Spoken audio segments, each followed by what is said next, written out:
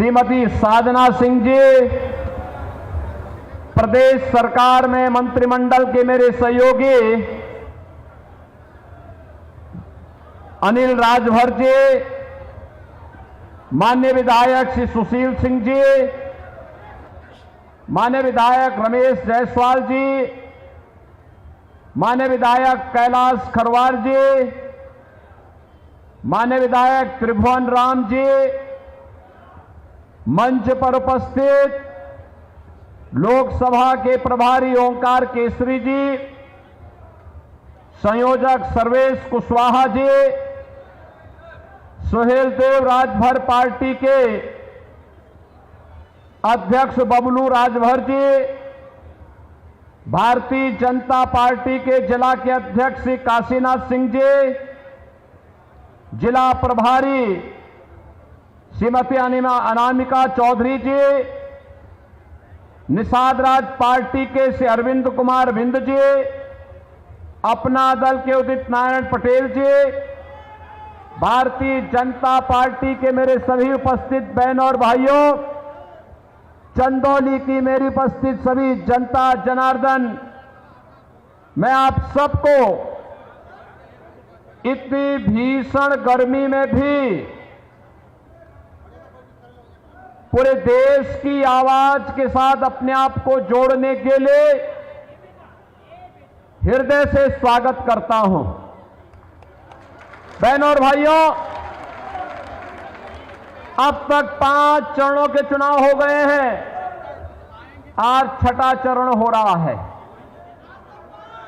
और आज 6ठे चरण में देश के अंदर जो उमंग है, उत्साह है, जो पहले 3 चरणों में लहर थी, आज वह मोदी जी की सुनामी देखने को मिल रही है। चारों ओर एक ही भाव है, लोगों के मन में एक ही भाव है, एक ही भंगिमा है, एक स्वर है और एक ही नारा गूंज रहा है और वह नारा है फिर एक बार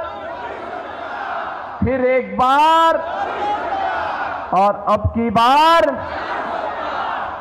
बार 400 पार का नारा सुनकर के तो समाजवादी पार्टी के लोगों को चारों खाने चित हो जाते हैं,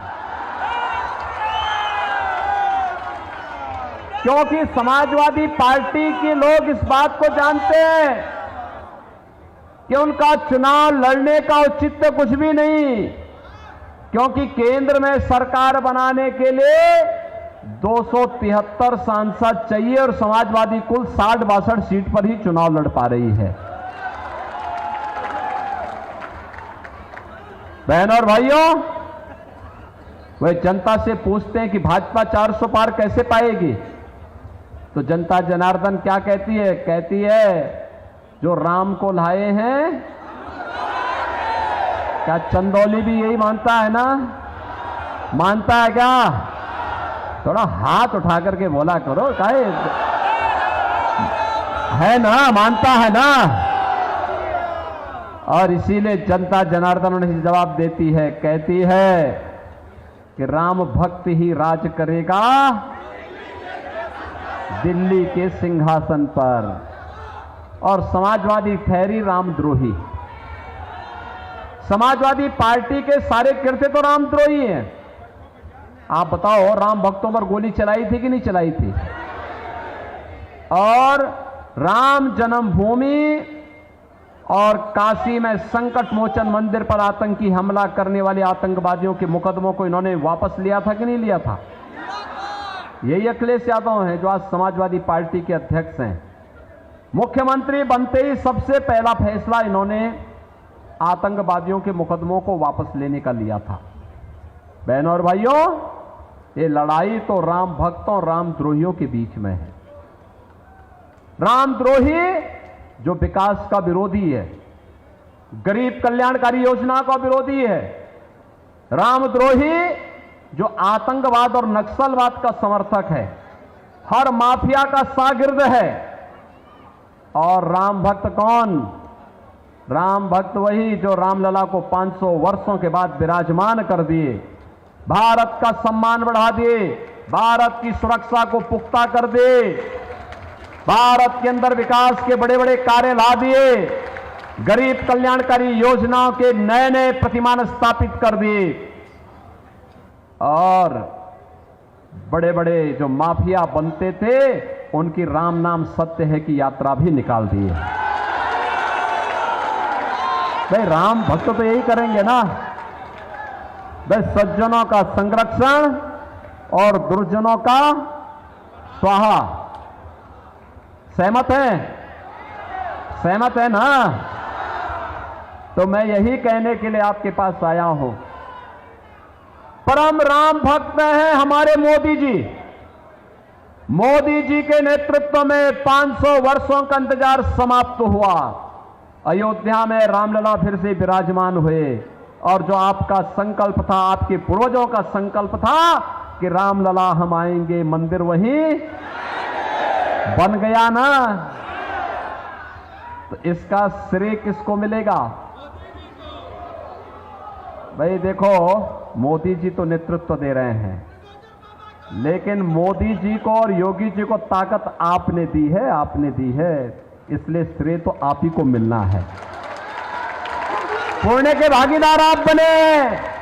कमल चुनाव चिन्ह पर जो भी वोट गया है, राम जन्मभूमि पर भगवान राम के भव्य मंदिर का श्रेय और उसका पुण्य भी उनके खाते में गया है।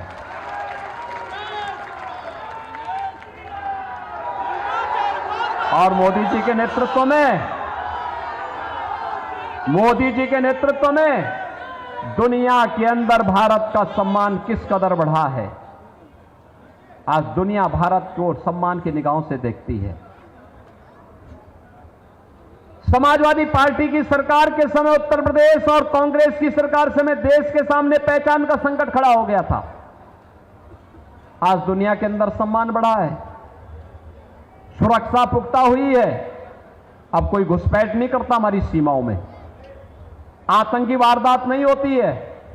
पहले आतंकी घटनाएं घटित होती थी, सुबह उठते थे, समाचार पत्र पढ़ते थे, पहला समाचार भ्रष्टाचार का, घोटाले का, और शाम को होते होते किसी बड़ी आतंकी वारदात की समाचार आते थे।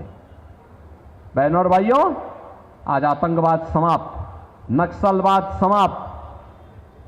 अब तो पटाखा जोर से फट जाए तो पाकिस्तान पहले सफाई देता, कहता साहब मेरा हाथ नहीं है।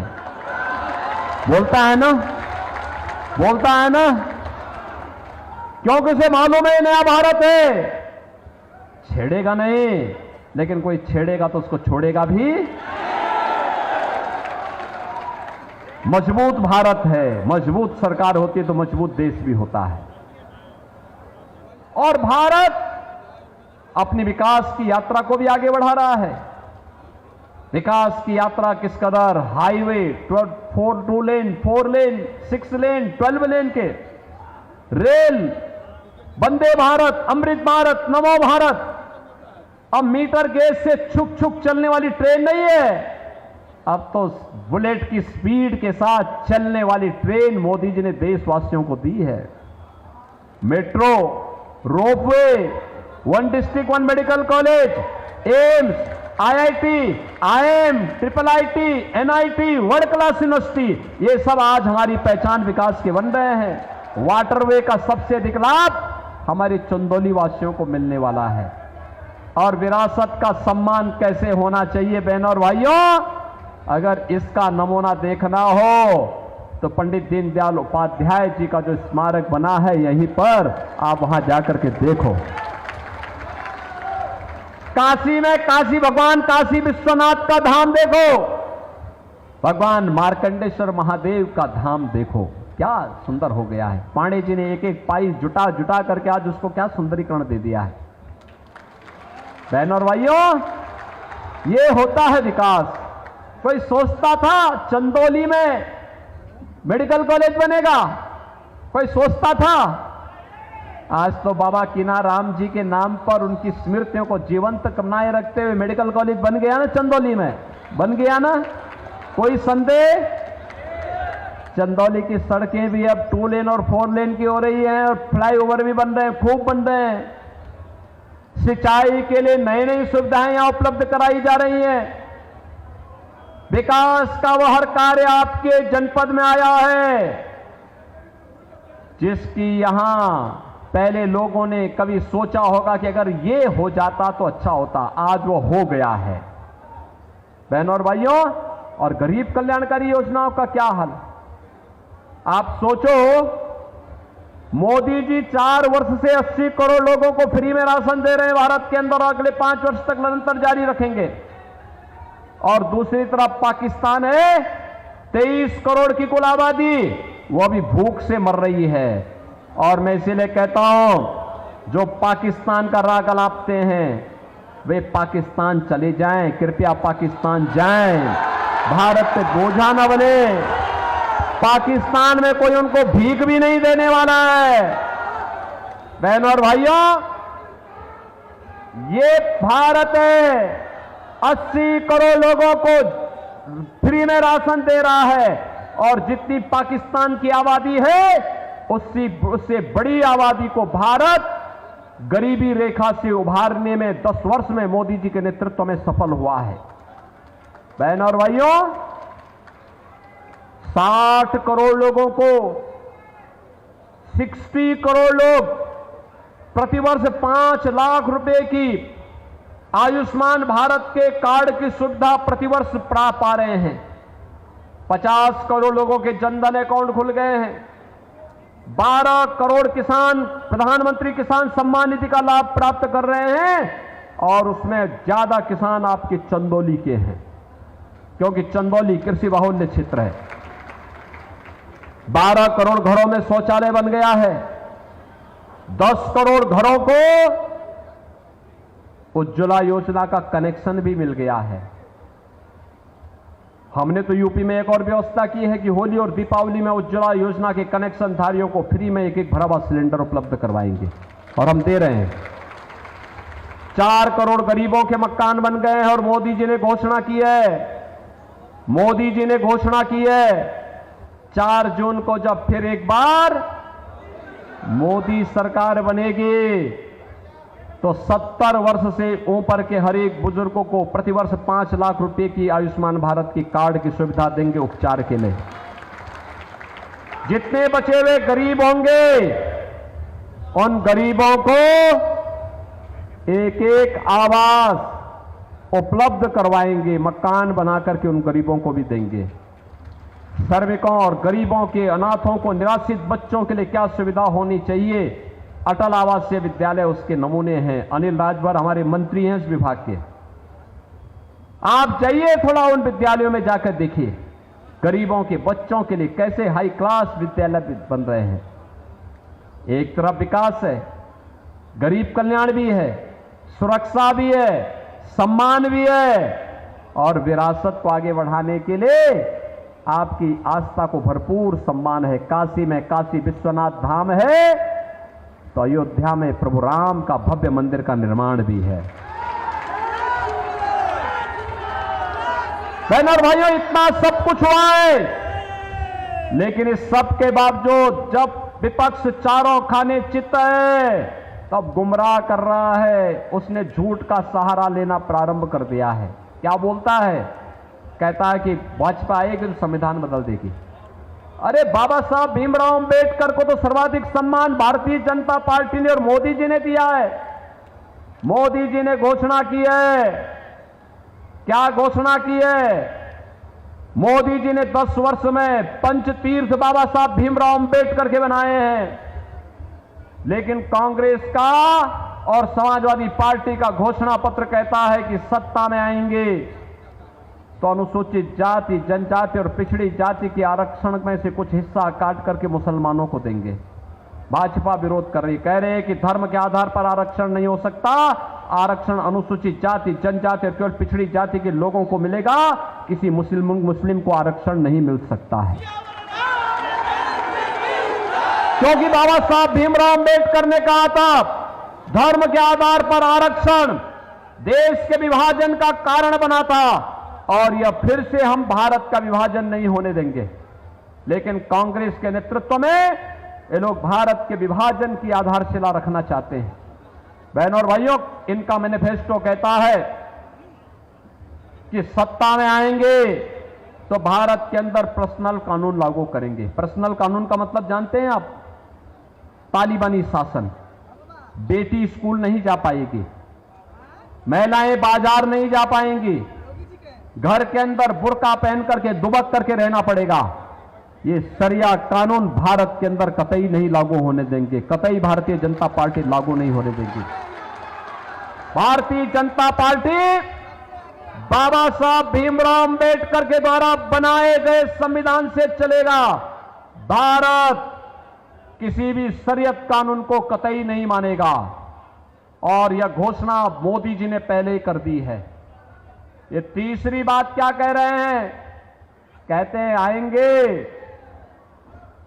तो आने पर अल्पसंख्यकों की रुचि के अनुसार खान पान की स्वतंत्रता देंगे। बहनों और भाइयों, मैं पूछना चाहता हूं, बहुसंख्यक और अल्पसंख्यक का खाना तो सामान्यतः एक जैसा ही होता है। अरे चावल बहुसंख्यक खाता होगा तो अल्पसंख्यक भी खाता होगा, बाटी चोखा बहुसंख्यक खाता होगा तो अल्पसंख्यक भी खाता होगा, दाल और सब्जी ये बहुसंख्यक खाता होगा तो अल्पसंख्यक भी खाता होगा। लेकिन एक जगह में आके ठहर जाता है, जब कोई मुसलमान कहता है कि मैं गौ हत्या करूंगा, गौ कसी करूंगा, तो हिंदू उड़ जाता है, कहता नहीं, जन्म जन्म का नाता है, गौ हमारी, जन्म जन्म का नाता है, गौ हमारी, बोलता है ना। गौ माता के लेकर कोई संस्कार हमारा संपन्न हो सकता है क्या? नहीं हो सकता। लेकिन एक कांग्रेस और समाजवादी पार्टी के लोग क्या कहते हैं? कहते हैं आएंगे तो गौ हत्या की छूट देंगे। क्या आप इसको स्वीकार करेंगे क्या? अरे जो राम जन्मभूमि का पुण्य आपके साथ जुड़ा हुआ है, उसको पाप में मत बदलने देना, उसको पाप में मत बदलना। और इसीलिए हम लोग आए आपसे कहने के लिए, मोदी जी के नेतृत्व में आत्मनिर्भर और विकसित भारत की कल्पना को साकार करना है और उसके लिए चंदौली संसदीय सीट पर डॉक्टर महेंद्र नाथ पांडे जी को भारी बहुमत से विजयी बनाकर के भेजना है। महेंद्र नाथ पांडे जी जीतेंगे, कोई संदेह नहीं। लेकिन बहन और भाइयों, रिकॉर्ड चाहना, ये रिकॉर्ड वोट चाहिए, रिकॉर्ड वोट से जिताएंगे,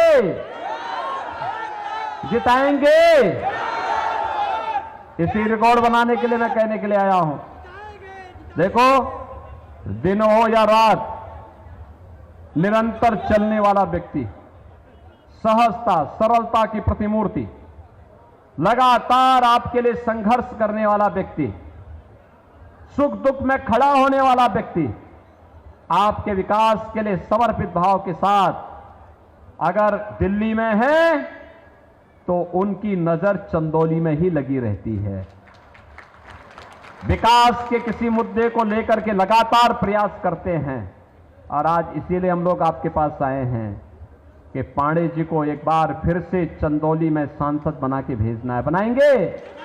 बोलो चंदौली वासियों, बना के भेजेंगे, जिता के भेजेंगे। थोड़ा दोनों हाथ उठा करके मुझे आश्वस्त करिए, जहां तक मेरी आवाज जा रही है, दोनों हाथ उठाकर बताइए, पांडे जी चुनाव जीत के जाएंगे ना रिकॉर्ड वोटों से? लेकिन इसके लिए आपको दो काम करने होंगे। करेंगे। पहला काम, कल से 31 मई तक आपके पास 6 दिन मिलेंगे। 6 दिन के अंदर आप में से हर व्यक्ति प्रतिदिन 5-5 परिवारों के पास जाएंगे। 5-5 परिवारों के पास जाइए, कमल खिलाने के लिए, आत्मनिर्भर और विकसित भारत के लिए और राम राज्य की संकल्पना को पूरा करने के लिए, फिर से मोदी जी को प्रधानमंत्री बनाने के लिए उन लोगों को कमल चुनाव चिन्ह पर वोट देने के लिए प्रेरित करना है, उनसे अनुरोध करना है। करेंगे? तैयार करना है उनको, करेंगे।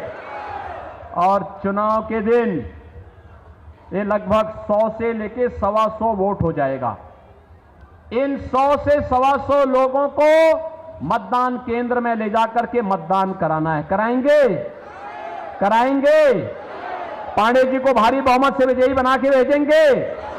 तो फिर मेरे साथ बोलेंगे भारत माता की, भारत माता की, भारत माता की जय श्री राम, जय जय श्री राम।